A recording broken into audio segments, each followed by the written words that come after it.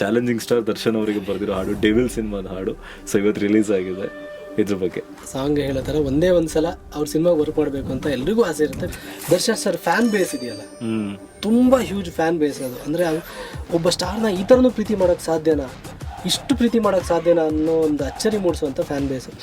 So ನೀವು ನಂಬಲ್ಲ, ನನಗೆ ಆಲ್ಮೋಸ್ಟ್ ಒಂದು ವೀಕಿಂದ ನಾನು ಯಾವಾಗ ಈ ಹಾಡು ಬರ್ದಿದ್ದೀನಿ ಅಂತ ನಾನು ಸೋಷಿಯಲ್ ಮೀಡಿಯಾದಲ್ಲಿ ಹಾಕ್ಕೊಂಡೆ, ಅವತ್ತಿಂದ ಮಿನಿಮಮ್ ದಿನಕ್ಕೆ 10 ಮೆಸೇಜ್ ಬರ್ತಾಯಿದೆ. ಓಕೆ ಅಣ್ಣ ಹೆಂಗಿದೆಯಾ ಅಣ್ಣ ಹಾಡು, ಚೆನ್ನಾಗಿ ಬರೀರಿ ಅಣ್ಣ. ಅಂದರೆ ಪಾಪ ಎಷ್ಟು ಮುಗ್ದ್ರು ಅಂದರೆ ಅದು ಹಾಡು ಆಲ್ರೆಡಿ ಆಗೋಗಿದೆ, ಬಟ್ ಸ್ಟಿಲ್ ಅವರು ಎಕ್ಸ್ಪೆಕ್ಟೇಷನ್ ಇಟ್ಕೋಬೋದಾ, ಯಾರು ಹಾಡಿದಾರಣ, ಬಾಸ್ ಹೆಂಗೆ ಕಾಣ್ತಿದಾರಣ ಹಾಡಲ್ಲಿ, ಅಂದರೆ ಆ ಒಂದು ಕಾಳಜಿ ಇದೆ ಗೊತ್ತಾ, ಅದು ತುಂಬಾ ದೊಡ್ಡದು ನನಗೆ. ಹಂಗಾಗಿ ಪ್ರಕಾರ ಇನ್ನು ಅಂದ್ರೆ ಹಾಡು ಅನೌನ್ಸ್ ಆಗಿದೆ, ಇನ್ನು ಬರಿಬೇಕಷ್ಟೇ. ಅಂದರೆ ಕೆಲವೊಬ್ರು ಪಾಪ ಗೊತ್ತಿಲ್ಲ ಇವರಿಗೆ, ಬಟ್ ಅದರ್ವೈಸ್ ತುಂಬ ಜನ ಇಲ್ಲ ಯಾರು ಹಾಡಿದಾರಣ, ಹೇಗೆ ಬಂದಿದೆ.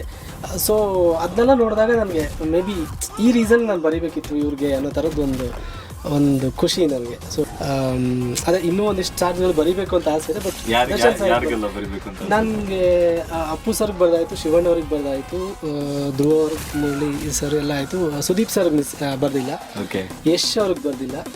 ಸೊ ಮೇ ಬಿ ಇದೆರಡು ಮೇಜರ್ ಇವರಿಬ್ಬರಿಗೆ ಬರ್ದಿಲ್ಲ. ಸೊ ಅದು ದರ್ಶನ್ ಸರ್ದಿತ್ತು, ಇವಾಗ ಫುಲ್ಫಿಲ್ ಆಯಿತು.